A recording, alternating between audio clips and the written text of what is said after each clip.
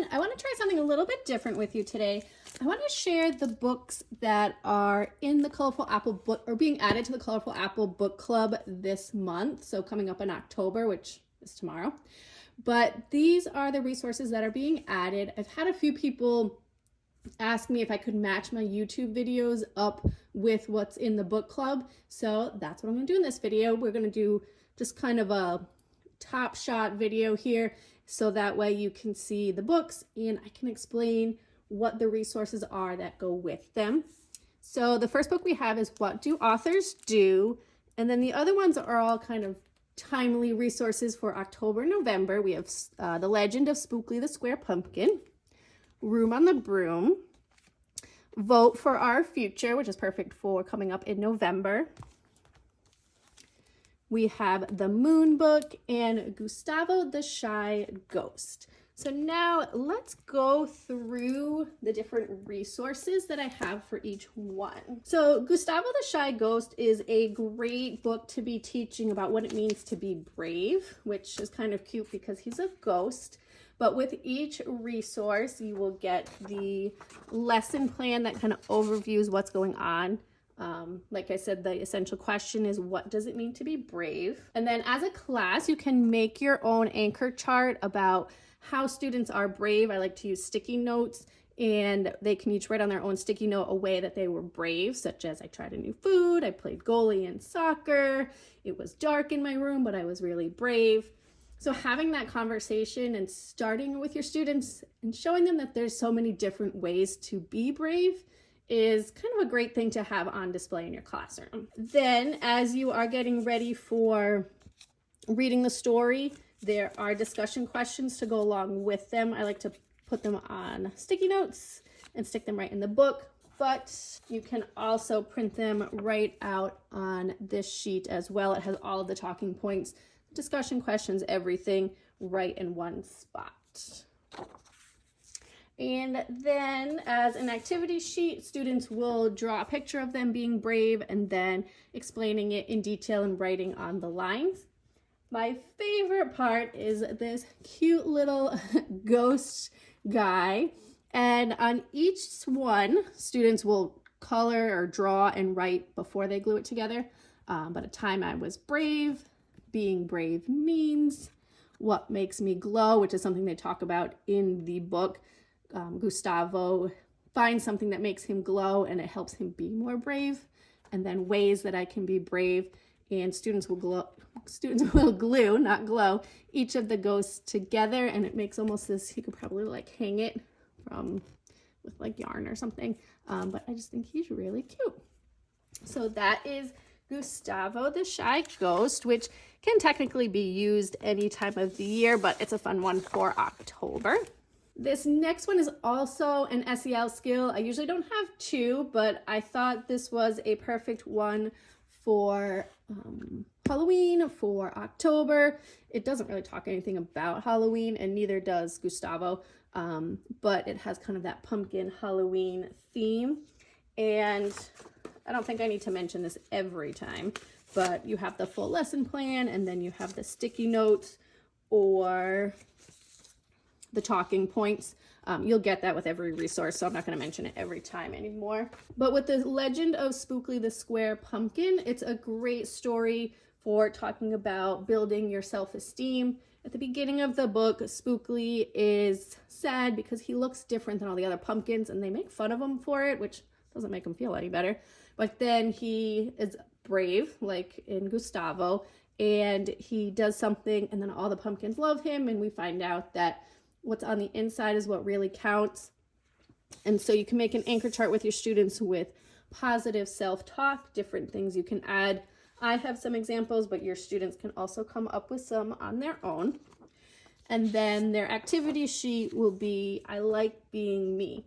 And so in each pumpkin, they're going to write one thing that they're good at, one thing that they like about themselves to really boost that self-esteem. And some students will need to reference this anchor chart, so I think it's good to have both of those. And then the Spookly Craftivity is really fun.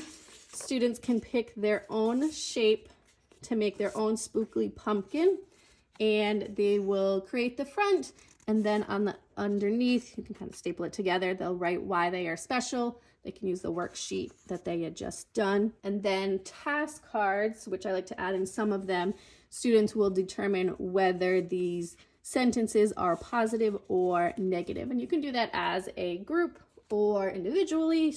There's a recording sheet where students can write their own answers for each one. So that is Spookly, talking about self-esteem. Again, kind of has that Halloween theme, but can be used really any time of the year. Continuing with our Halloween, October, fall theme, we have Room on the Broom. This is a fantastic book for teaching students about sequencing in reading and what it means to sequence, why it's important, and going through that. So as an activity, students will put the activities from Room on the Broom in order, and there's 2 different activity sheets that they can do depending on the level of your students. They can cut and paste, or they can use the word box to write in the order that the animals got on the broom and then draw pictures inside the boxes as well. Then this craftivity is also quite fun. Students will cut out the different characters from the story and glue them in order on the broom. Underneath each picture, I've glued them down so you can't really see, but underneath each picture has the numbers 1 through 5, and then they make this little broom. That's a lot of fun. So that's a fun craftivity that they can do with this book. And then the task cards talk about sequencing what was the first animal on the broom and going through the story. So again, can be done either individually or as a group activity.